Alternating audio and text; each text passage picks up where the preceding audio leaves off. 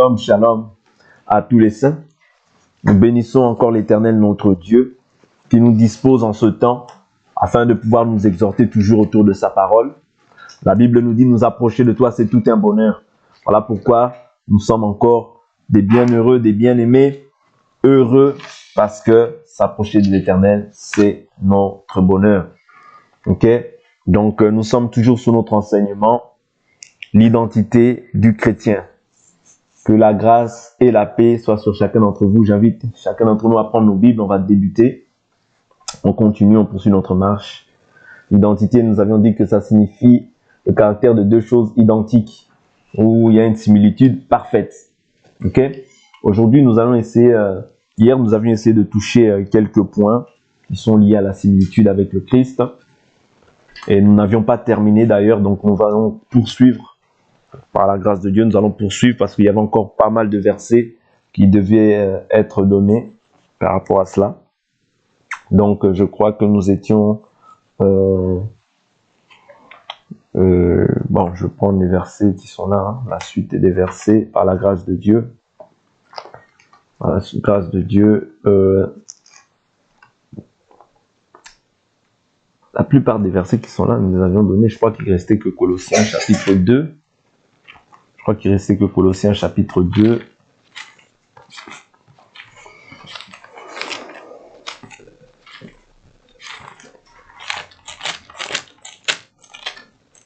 Colossiens 2. Et puis Colossiens 2 même, je crois que nous l'avions noté, nous l'avions partagé aussi par la grâce de Dieu. Voilà. Donc nous l'avions aussi partagé. Donc j'aimerais... je crois qu'on avait vu tout ça aussi. Oui. Donc aujourd'hui, j'aimerais qu'on parle aussi des droits et des choses que nous bénéficions. Ouais, des choses que nous bénéficions en Christ Jésus, par la grâce de Dieu. Donc nous avons vu premièrement que c'est par grâce que nous sommes sauvés. Éphésiens chapitre 2, versets 6 à 8. Par le moyen de la foi, cela ne vient pas de nous, c'est le don de Dieu. Ce n'est point par les œuvres, afin que personne ne se glorifie. Ça, c'est le Seigneur qui dit ça. Vous voyez? Et la Bible nous dit qu'autrefois nous étions morts, mais aujourd'hui nous sommes ressuscités avec le Christ. Ça, c'est des points que nous avions vus. Je vais prendre Romains chapitre 8. Romains chapitre 8. Ici, nous prenons vraiment les droits. Parce que quand nous avions parlé de l'identité, nous voyons qu'il y a des droits, mais aussi des devoirs que nous bénéficions par rapport au fait d'être nés. Vous voyez, par rapport au fait d'avoir cette identité-là, nous bénéficions aussi de certains droits. Vous voyez, et nous voyons ces choses-là par rapport aux droits que nous avons aussi en Christ Jésus. Romains chapitre 8, je prends le verset 28. 28,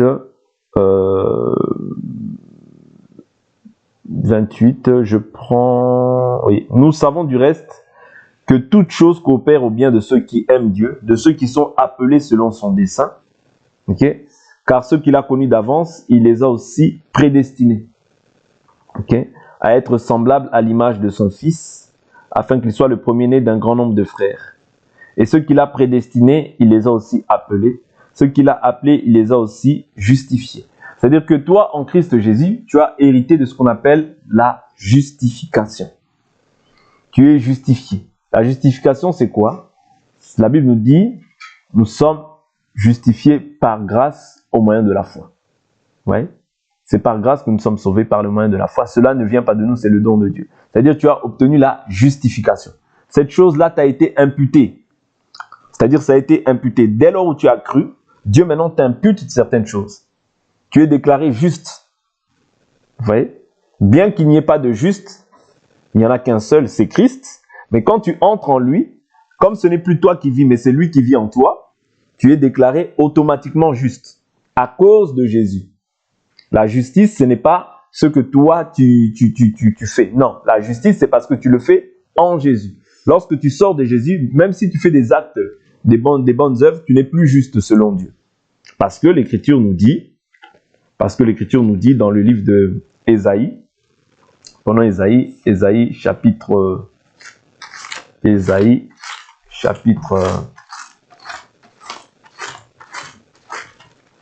prends l'Écriture rapidement, Ésaïe chapitre 50,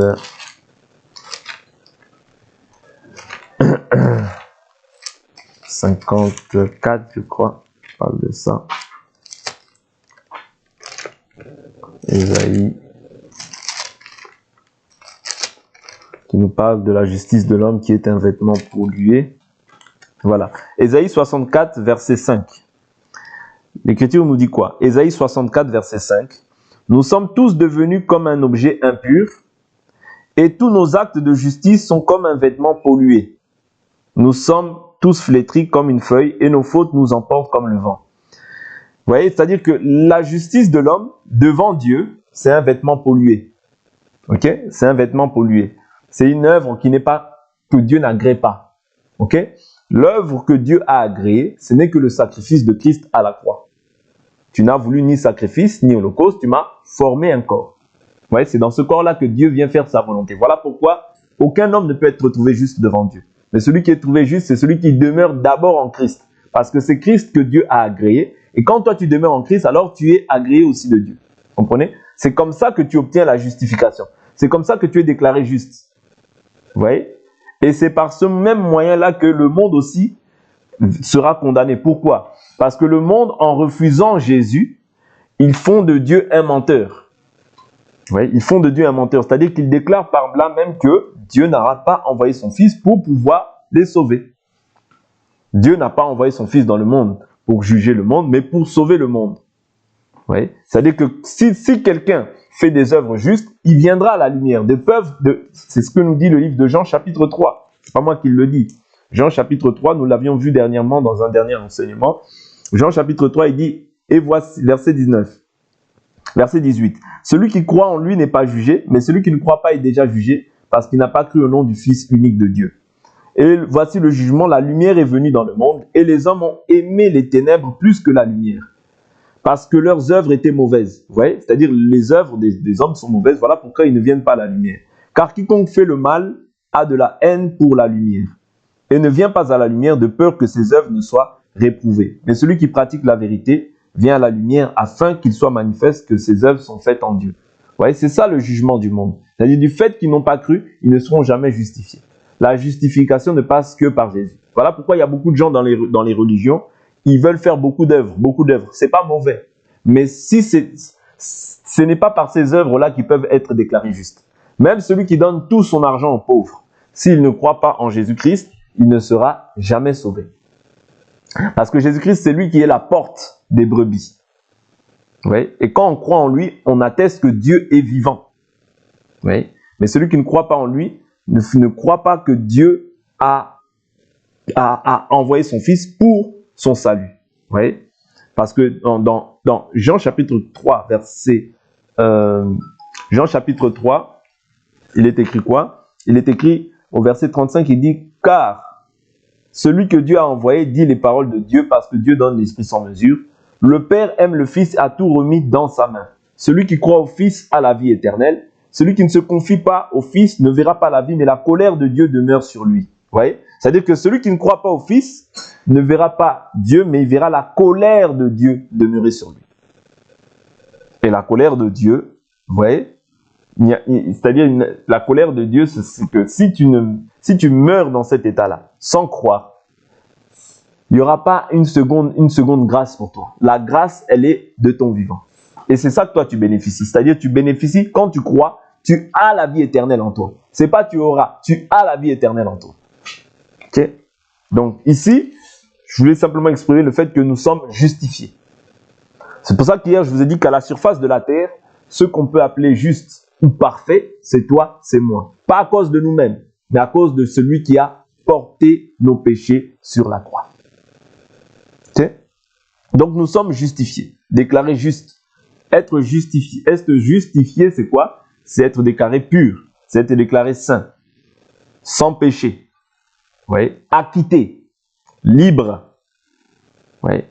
Tu n'es plus maintenant, Dieu ne te voit plus comme un pécheur. Pourquoi? Parce que Dieu, quand il te voit toi, il voit le Fils en toi.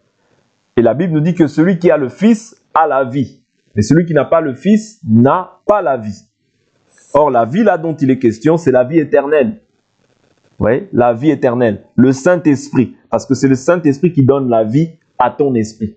Parce que autrefois, je vous ai dit, ton esprit était éteint. Mais aujourd'hui que tu es maintenant en Christ, ton esprit est éclairé. Ta lanterne est éclairée.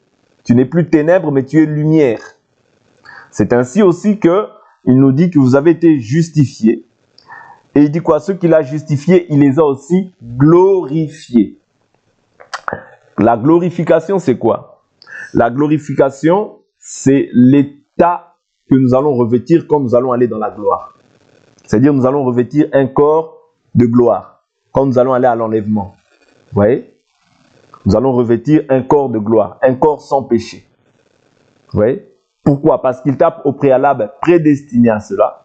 Comme il t'a prédestiné, il t'a appelé. Comme il t'a appelé, il t'a justifié. Et comme il t'a justifié, il t'a aussi glorifié. Vous voyez, la glorification, c'est que tu vas revêtir un corps de gloire. Un corps sans péché. Comme Jésus aussi avait revêti un corps sans péché. Vous voyez, lorsque Marie s'est approchée de lui, souvenez-vous, elle voulait le toucher. Jésus dit, ne me touche pas. Vous voyez, ne me touche pas. Parce qu'il doit aller auprès du Père. Vous voyez, ne me touche pas. C'est-à-dire que nous aussi, nous allons revêtir un corps de gloire. Un corps sans péché. Vous voyez? C'est ça l'espérance d'un chrétien. C'est ça que tu as reçu en partage. Vous voyez? La justification, la glorification. Vous voyez? Tu l'as reçu en partage. Ce n'est pas des choses que tu vas recevoir, non. C'est-à-dire que tu vas... bien sûr, la glorification, c'est ce qui va se faire par la suite. Mais en espérance, tu es déjà glorifié. Dans l'espérance que tu confesses, tu es déjà glorifié. Parce que en fait, ce que nous attendons, c'est simplement de revêtir ce corps de gloire. Parce que spirituellement, ta vie, elle est déjà avec Dieu en Christ Jésus. Spirituellement. Ok? C'est très important.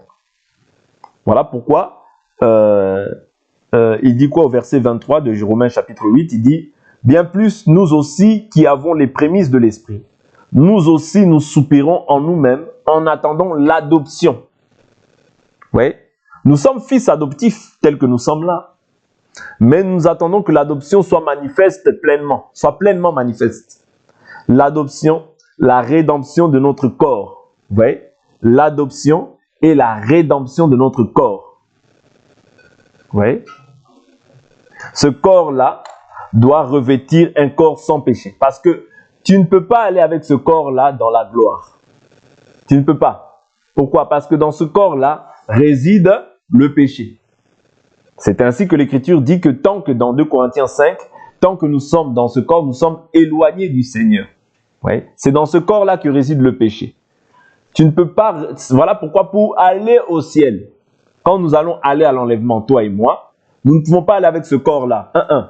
Il faut que Dieu te revête d'un corps glorieux. Pourquoi? Parce que ce corps-là, il y a le péché. Dans ce corps-là, il y a le péché. Même si tu fais tout dans ce corps-là, Dieu a dit qu'il a condamné le péché dans la chair. Afin que nous ne vivions plus selon la chair, mais selon l'esprit. Vous comprenez? C'est ça. C'est-à-dire que le péché a été condamné dans la chair, mais toi maintenant, tu ne dois pas vivre selon les désirs de la chair. Sinon, dès lors où tu vis selon les désirs de la chair, tu déplais à Dieu. Vous comprenez? Parce qu'il y a une opposition entre la chair et l'esprit. Et cette opposition-là, elle est permanente. Tant que nous serons dans ce corps-là, il y aura toujours une opposition. Toujours. Ouais, parce que la chair a des désirs contraires à celles de l'esprit. L'esprit en a de contraires à la chair. Et ils sont comment? Opposés. Ouais, ils sont dans une forme d'opposition. Voilà pourquoi un enfant de Dieu, généralement, vous voyez, la Bible nous dit que quel rapport y a-t-il entre les ténèbres et la lumière? Les ténèbres aussi sont en toi. Les ténèbres qui sont en toi, c'est quoi? C'est la chair. Les ténèbres qui sont en toi, c'est la chair. Pourquoi? Parce que cette chair va toujours te pousser là où toi, tu ne voudras pas. Cette chair-là va toujours t'emmener là où Dieu ne veut pas. Voilà pourquoi la Bible nous dit, nous sommes crucifiés. C'est-à-dire que la chose à faire, c'est quoi? Qu'est-ce qui a été crucifié en Jésus? C'est la chair. La chose à faire, c'est crucifier la chair. Détruire les désirs de la chair pour vivre maintenant en nouveauté de vie selon Dieu. C'est que comme ça que tu peux être agréable au Seigneur. Très important. Donc tu es justifié et tu es par la suite dans l'espérance, nous attendons aussi la glorification. Ok? Mais non seulement ça, mais nous avons bénéficié aussi de ce ce dont il est écrit aussi dans Romains chapitre 8, la Bible nous dit que Romains 8, je prends à partir du verset Romains 8, je prends le verset, voilà, je prends le verset 14. Je prends le verset 14, l'Écriture nous dit, « Car tous ceux qui sont conduits par l'Esprit de Dieu sont fils de Dieu. » Ok? Et vous n'avez pas reçu un esprit de servitude pour être encore dans la crainte, mais vous avez reçu un esprit d'adoption. C'est-à-dire qu'aujourd'hui, tu as été adopté. Ok? Parce que Dieu a un fils, c'est au travers du fils que Dieu nous adopte tous. Ok? Par lequel nous crions Abba Père. L'Esprit lui-même rend témoignage à notre esprit que nous sommes enfants de Dieu. Ça, nous sommes enfants de Dieu, nous l'avons vu depuis le début de cet enseignement. Il dit, or, si nous sommes enfants, nous sommes aussi héritiers. Héritiers de Dieu et co-héritiers de Christ. Vous voyez? Héritiers de Dieu, co-héritiers de Christ. Ok? Qu'est-ce que nous héritons? Il dit, si toutefois nous souffrons avec lui, afin d'être aussi glorifiés avec lui. C'est-à-dire que là, pour pouvoir hériter de ce qu'on appelle la glorification, c'est-à-dire revêtir un corps glorieux, l'étape finale quand on va revêtir un corps glorieux, il faut aussi souffrir avec lui sur la terre. Tu ne peux pas hériter sans pour autant passer par la souffrance. Non. L'héritage, tu vas l'obtenir que si tu endures aussi les souffrances que Christ lui aussi a endurées. Parce que la Bible nous dit que c'est une grâce que de souffrir par motif de conscience lorsqu'on souffre justement. Si tu souffres pour la justice, tu es heureux. L'Esprit de Christ repose sur toi. Mais si tu souffres comme voleur, comme malfaiteur, ou comme se mêlant des affaires d'autrui, là tu pèches. Oui, là tu as péché. Et il n'y a aucune gloire pour avoir péché. Mais lorsque tu pèches, lorsque tu vis, tu souffres pour Christ, là tu es heureux. Oui, donc tu es adopté. Maintenant, les promesses, vous voyez, l'héritage que nous recevons, premièrement, c'est le Saint-Esprit, selon Éphésiens, chapitre 1. Ouais, selon Éphésiens, chapitre 1. C'est un héritage, hein, le fait que tu as été scellé du Saint-Esprit. Vous voyez, la Bible nous dit que c'est le gage de notre héritage. Éphésiens, chapitre 1, je prends à partir du verset 13. L'Écriture nous dit quoi? Éphésiens 1, verset 13. En lui aussi, après avoir entendu la parole de la vérité, l'évangile de votre salut en lui, vous avez cru et vous avez été scellés du Saint-Esprit qui avait été promis et qui constitue le gage de notre héritage. C'est ça, le Saint-Esprit, ça constitue le gage de notre héritage. C'est par le Saint-Esprit que nous obtenons toutes les promesses que Dieu peut... C'est-à-dire, c'est le Saint-Esprit qui est l'élément déclencheur dans ta vie pour pouvoir parvenir à toutes les promesses que tu dois bénéficier en Christ Jésus. Et toutes les promesses sont en lui. Selon 2 Corinthiens, ouais, voilà, j'ai dit, et qui constitue le gage de notre héritage en vue de la rédemption de ce que Dieu s'est acquis pour célébrer sa gloire. Vous voyez? Donc, toutes ces promesses sont en lui. Ça, c'est 2 Corinthiens chapitre 1, verset 20. 2 Corinthiens 1, verset 20. 2 Corinthiens chapitre 1, le verset 20. La Bible nous dit, toutes les promesses de Dieu sont ce oui en lui. Vous voyez? Donc, c'est les promesses, ok? Les promesses que nous obtenons sont en Christ. Oui. Toutes les promesses de Dieu sont ce oui en lui. C'est donc aussi par lui que nous disons à Dieu l'amen pour sa gloire. Vous voyez? Donc, les promesses dont nous devons bénéficier en Christ c'est-à-dire toutes les promesses sont en Jésus, pas en personne, pas en une autre personne. Oui. Voilà pourquoi tu dois placer ta foi en Christ. Ton espérance, tu la places en Christ. Tout, c'est en Christ. Vous voyez? Tu ne peux pas placer ta foi en qui que ce soit d'autre. Non. Parce que si tu places ta foi en une autre personne, en un autre évangile, c'est un autre salut aussi. Vous comprenez? Toutes ces promesses sont ce oui en lui. C'est en lui que nous obtenons toutes les promesses que Dieu nous a faites.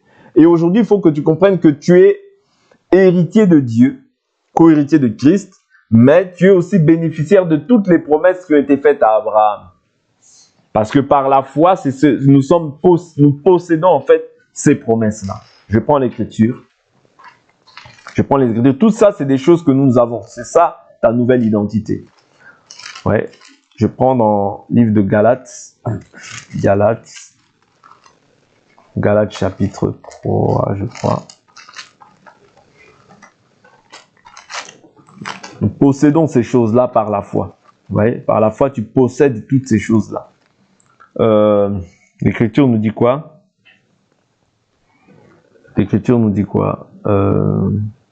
Voilà, je suis dans Galates chapitre 3, à partir du verset 15. « Frères, je parle à la manière des hommes. Quand un testament est établi en bonne forme, bien que fait par un homme, personne ne l'abolit ou n'y fait d'adjonction.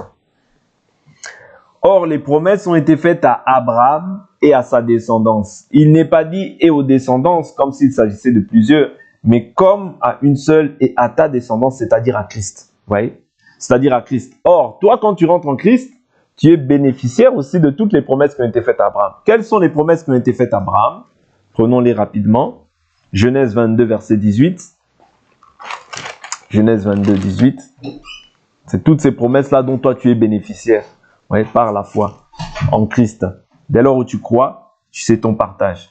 Genèse 22, 18. L'Écriture nous dit quoi? Même un peu plus haut. Je prends verset 17. Dieu dit, je te comblerai de bénédictions et je multiplierai ta descendance comme les étoiles du ciel et comme le sable qui est au bord de la mer. Ta descendance aura le contrôle de ses ennemis. Vous comprenez? Donc, quand tu comprends ces choses-là, tu comprends ta position, ton identité, tu dois comprendre que toi, tu as l'avantage sur l'adversaire. C'est pour ça qu'hier, je vous disais que c'est inutile qu'on te parle du diable, qu'on te parle de la maladie, qu'on te parle du célibat, tu es célibataire. Quand tu as compris, en fait, ta position en Christ, tu ne peux plus, en fait, on ne peut plus, et quand tu marches réellement selon la volonté de Dieu, on ne peut plus te dire, oh, tes ennemis, oh, le diable, oh, les démons, les ceci, les cela, oh, les démons, ils tuent à la fin de l'année. À la fin de l'année, il faut faire attention, parce que les démons, non, non. Vous comprenez? On ne peut plus te parler de la fin de l'année, du milieu de l'année, du début de l'année. Oh, en début d'année, il y a beaucoup de gens qui meurent, il faut faire attention. Non. Si cela est le partage des païens, cela ne sera pas ton partage. Pourquoi? Parce que toi, tu es une nouvelle créature. Ta vie est au contrôle de Dieu. Tu peux sortir même le 31 si tu as envie de sortir. Si tu as envie d'aller manger au restaurant. Ce n'est pas un problème, ce n'est pas un péché. Vous comprenez? Il ne t'arrivera rien. Pourquoi? Si ces choses-là arrivent au commun des mortels, à toutes les personnes, toi, tu as des promesses qui sont attachées à ta vie. Non pas à cause de toi, mais à cause du fait que tu as placé ta foi en Christ Jésus. Et Christ, c'est aussi un autel, comme je vous ai dit. Or, cet autel-là, dans un autel, je vous ai toujours dit qu'il y a des recommandations, il y a des prescriptions, il y a des choses qui ont été dites et qui influencent tous ceux qui sont sous cet autel-là. Ceux qui sont sous l'autel des familles, il y a l'influence, c'est-à-dire toutes les personnes qui naissent de cette famille vont subir l'influence de cet autel-là.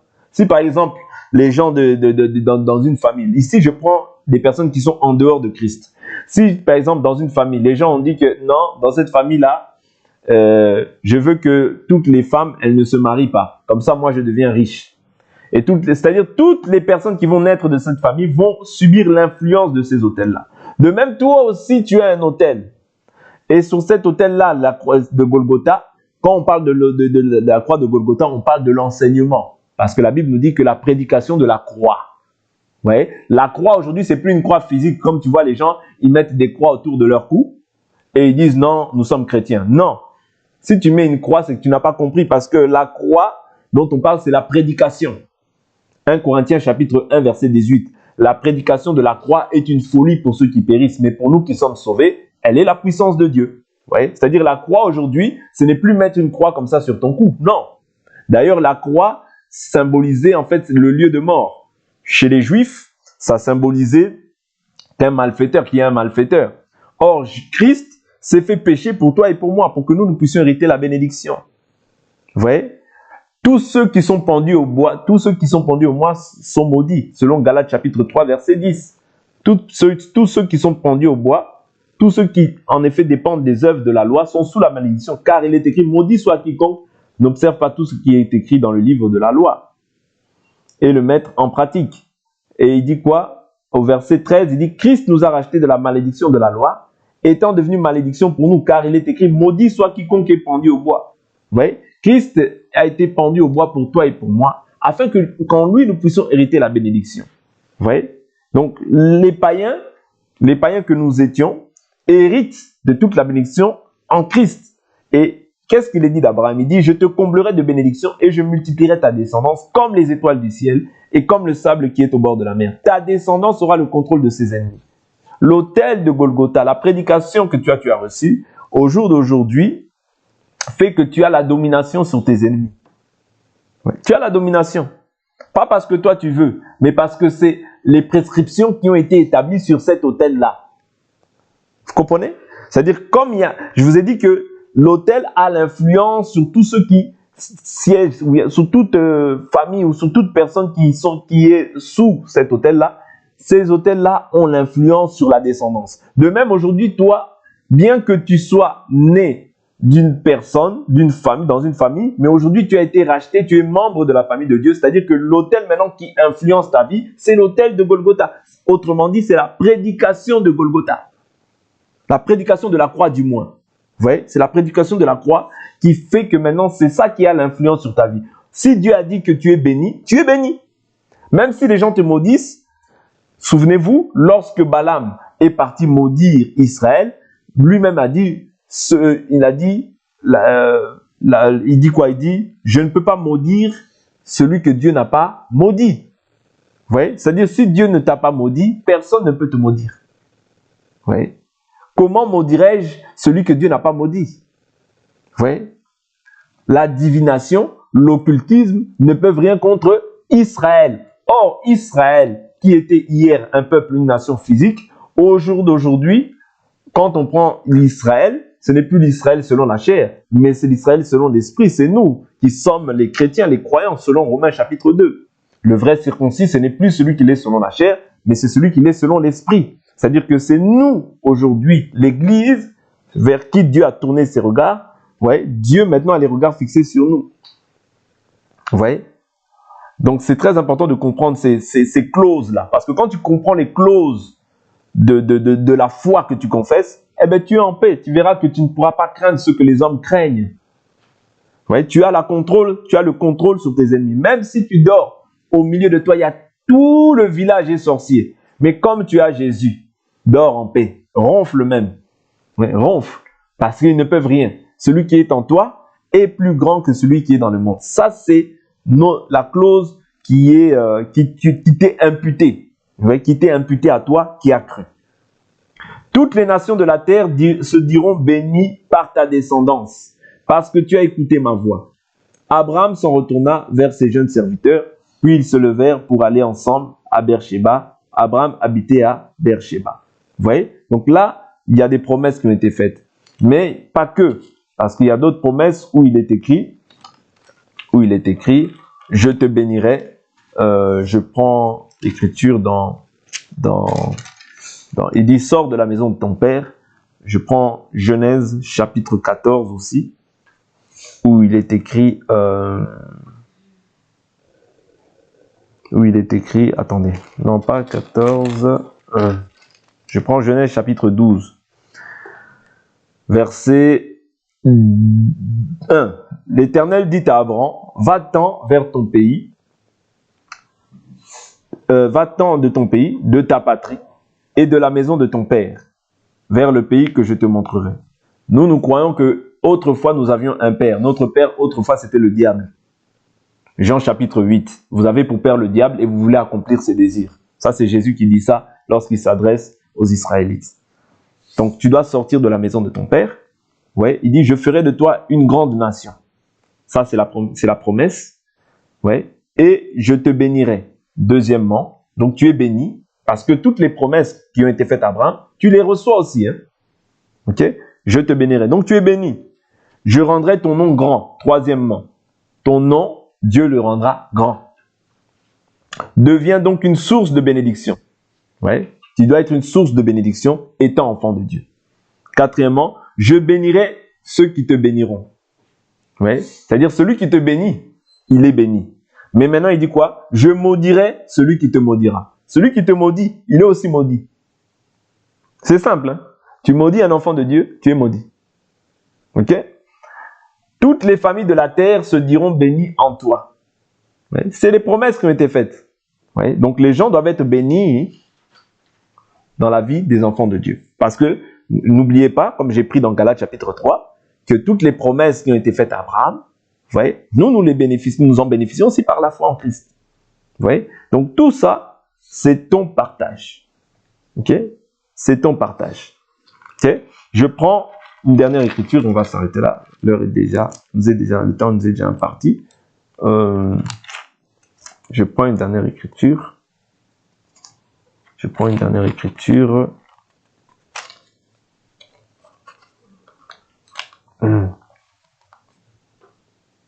Je prends une dernière écriture rapidement. Genèse, fils d'Isaac.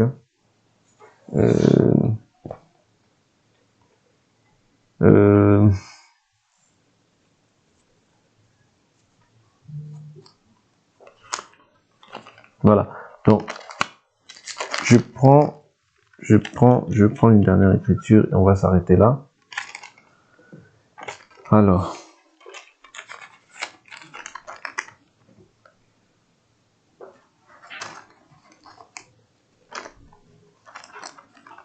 Abraham. Ah, non, ça c'était bon, ça. Je crois que c'était dans le livre de la Nouvelle Alliance. Je vais prendre, voilà, il ne viendrait pas de la promesse, or c'est par la promesse que Dieu a accordé sa grâce. Voilà, je prends Galates chapitre 3 et je m'arrête là. Galates chapitre 3, veuillez m'excuser, et je m'arrête là. Je prends à partir du verset 18. Car si l'héritage venait de la loi, il ne viendrait plus de la promesse. Or, c'est par la promesse que Dieu a accordé sa grâce à Abraham. Vous voyez? C'est par la promesse que Dieu a accordé sa grâce à Abraham. Je saute, je prends au verset 29. Il dit, « Et si vous êtes à Christ, alors vous êtes la descendance d'Abraham, héritier selon la promesse. » Vous voyez? Héritier selon la promesse. Ça veut dire que les promesses qui étaient accordées à la descendance selon la chair, nous aussi, nous les héritons par la foi, mais nous héritons de ces promesses-là spirituellement. Ok? Autrefois, c'était des territoires qu'ils devaient conquérir, mais aujourd'hui, nous pouvons conquérir aussi des choses, mais spirituellement. Ouais? C'est d'abord dans le spirituel que nous conquérissons, et ces choses-là se matérialisent aussi dans la chair pour la gloire de Dieu. Ouais? Donc, c'est très important de comprendre que tu es justifié aujourd'hui. Personne ne peut t'accuser. Pourquoi? Parce que tu es déclaré juste. Même si le diable vient t'accuser, toi, tu dois connaître que je suis juste. Pas à cause de moi-même, mais à cause de ce qui a été fait à la croix de Golgotha.